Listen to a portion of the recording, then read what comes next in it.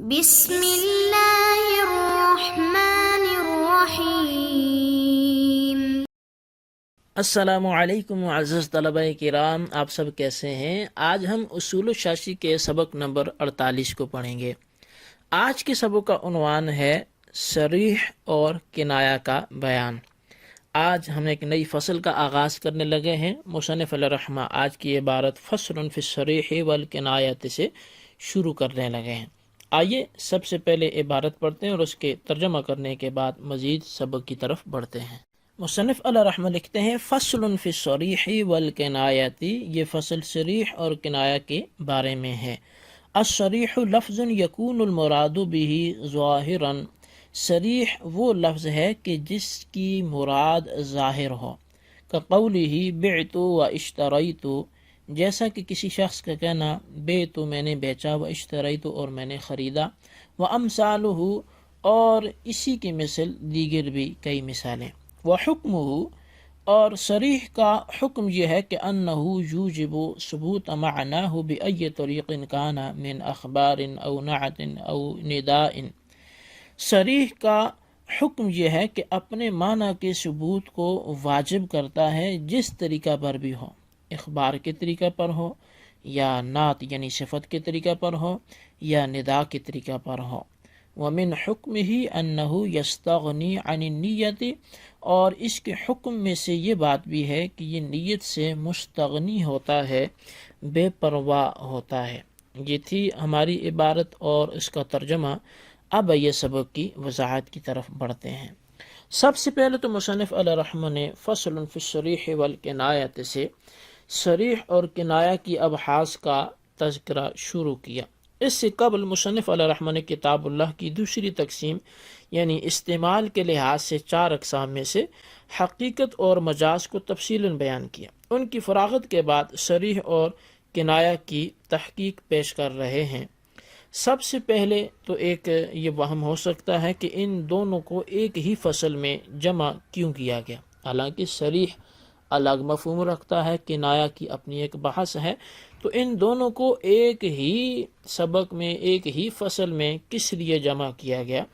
تو ان دونوں کو ایک ہی فصل میں جمع اس لیے کیا گیا ہے کہ دونوں میں سے ہر ایک کا نام دوسری کی نسبت سے رکھا گیا ہے۔ اب صریح کو کنایہ کی طرف نسبت کرتے ہوئے صریح کہا گیا ہے، کنایہ کو صریح کی طرف نسبت کرتے ہوئے یہ کنایہ کہا گیا ہے۔ اسی مناسبت کی وجہ سے ان کو ایک فصل میں جمع کیا گیا۔ یعنی ایک چیز صریح چونکہ کھلم کھلا چیز ہوتی ہے، واضح چیز ہوتی ہے، تو وہ واضح تبھی ہوگی جب وہاں پوشیدگی نہیں ہوگی، کنایہ والا مفہوم نہیں ہوگا۔ تو ان میں سے ہر ایک کا نام دوسرے کے مقابل آتا ہے، دوسرے کی طرف نسبت کرتے ہوئے آتا ہے، تو دونوں کو گویا کہ ایک دوسرے سے یہ مناسبت حاصل ہے، اسی وجہ سے دونوں کو ایک ہی فصل میں جمع کیا گیا۔ اب صریح پر ہم بحث کرتے ہیں، صریح کس کو بولتے ہیں، اس کا کیا مفہوم ہے؟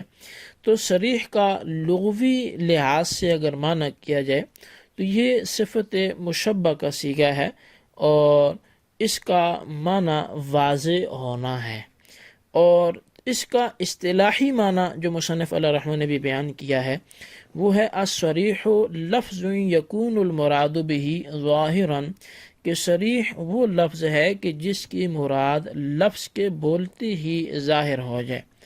اب اس کی مصنف علیہ الرحمہ نے جو مثال پیش کی ہے بعت و اشتریت، کہ میں نے بیچا اور میں نے خریدا، کہ جن کے بولنے کے ساتھ ہی بیچنے اور خریدنے کا معنی فوراً ذہن میں آ گیا۔ اب کئی طرح کی بحث ہوتی ہے، کبھی بندہ ایسی بات کر لیتا ہے کہ اگلا بندہ مفہوم کو لینے میں پریشان ہو جاتا ہے، اس پہ وہ مفہوم مخفی رہتا ہے، اور کئی دفعہ بار بار پوچھنا پڑتا ہے کہ آپ کس سے مراد کیا ہے۔ تو جس جگہ پر مراد کو جاننے کے لیے کوئی سوال کرنا پڑے تو سمجھ لیں کہ وہاں صریح الفاظ بولے ہی نہیں گے۔ صریح الفاظ جب بولے جاتے ہیں وہاں مراد نہیں دیکھی جاتی، وہاں اس کے واضح ہونے کی وجہ سے ہی اس پر حکم لگ جاتا ہے۔ مثال کے طور پر اب کوئی شخص اپنی بیوی کو طلاق دیتا ہے اور وہ یہ لفظ بول دیتا ہے کہ تجھے طلاق ہے، تو اب طلاق اس نے جیسے بولا تو اب طلاق ہو جائے گی. اب اس کی نیت نہیں پوچھی جائے گی کہ آپ نے اس کے طلاق مراد لینے سے کیا نیت کی تھی، کس لیے طلاق تھی، کس اعتبار سے آپ نے طلاق دی ہے. اب لفظ جو ہے اس کا معنی چونکہ ظاہر ہے تو اس کی مراد بھی ظاہر ہے. ہاں اگر وہ اس کی جگہ کوئی کنایہ الفاظ میں سے کوئی لفظ بول دیتا جس کی مراد ظاہر نہ ہوتی، مثال کے طور پہ وہ کہہ دیتا چلی جا. اب چلی جا سے کیا مراد ہے؟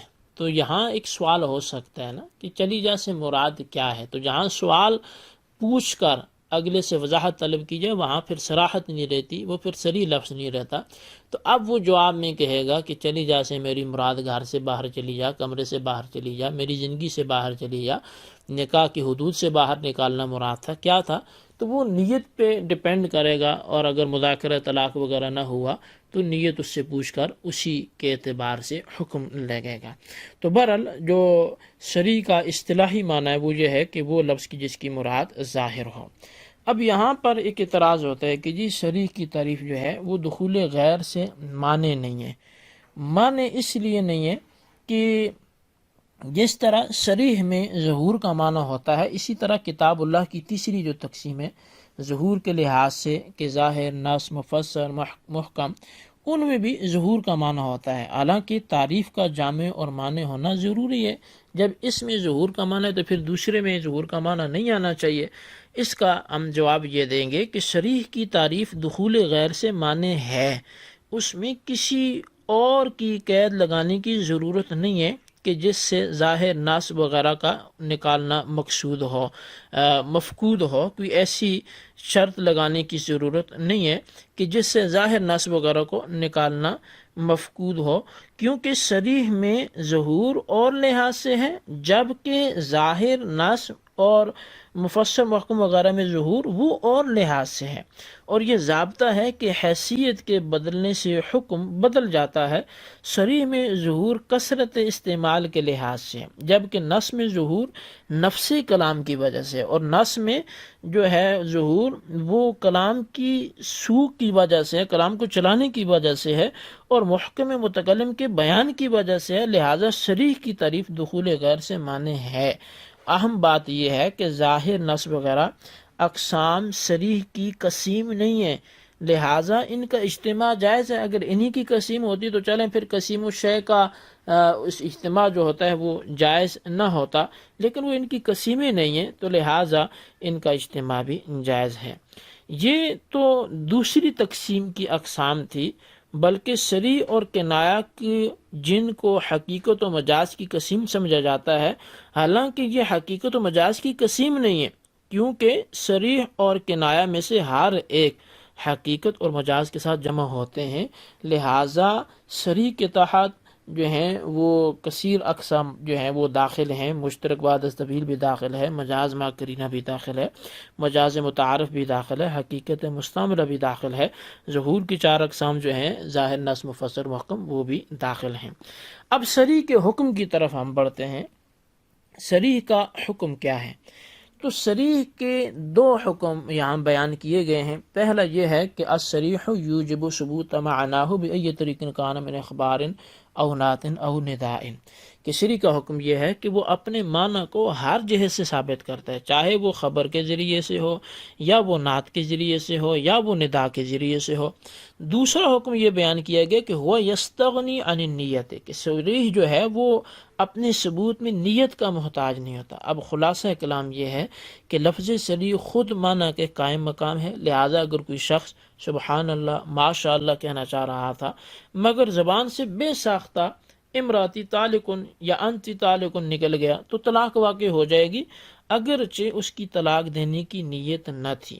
مگر چونکہ لفظ طلاق کی وضع ہی طلاق کے لیے ہے جو اپنے معنی میں ظاہر ہے اور صریح کو نیت کی ضرورت نہیں ہوتی، لہذا یہاں بھی بغیر اس کی نیت کی بھی طلاق واقع ہو جائے گی، جیسا کہ میں پہلے بھی اس حوالے سے عرض کر چکا ہوں. تو بہرحال یہ صریح کے 2 حکم تھے.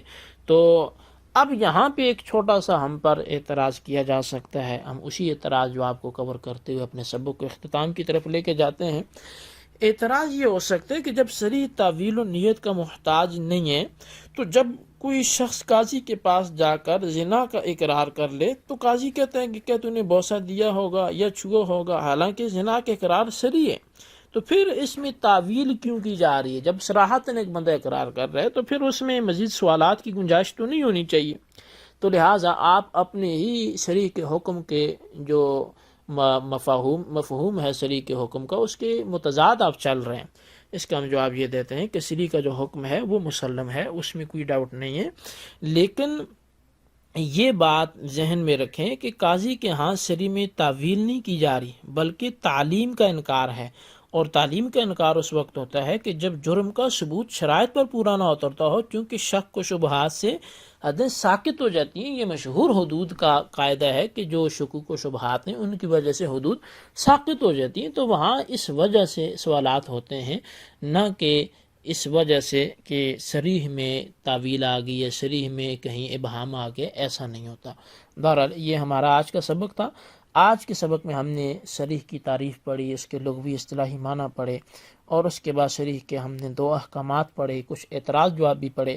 آپ آج کے سبق کو مفہوماً اپنے رجسٹر پر نوٹ کریں، بالخصوص ان سوالات کے جوابات دیں۔ سوال نمبر 1 یہ ہے کہ صریح کا لغوی و اصطلاحی معنی بیان کریں۔ سوال نمبر 2 یہ ہے کہ صریح کے دونوں حکم بیان کریں۔ اللہ تبارک و تعالیٰ سے دعا ہے جو کچھ ہم نے سنا پڑھا اسے یاد رکھنے کی توفیق نصیب فرمائے، آمین بجاہ نبی الامین صلی اللہ علیہ وسلم۔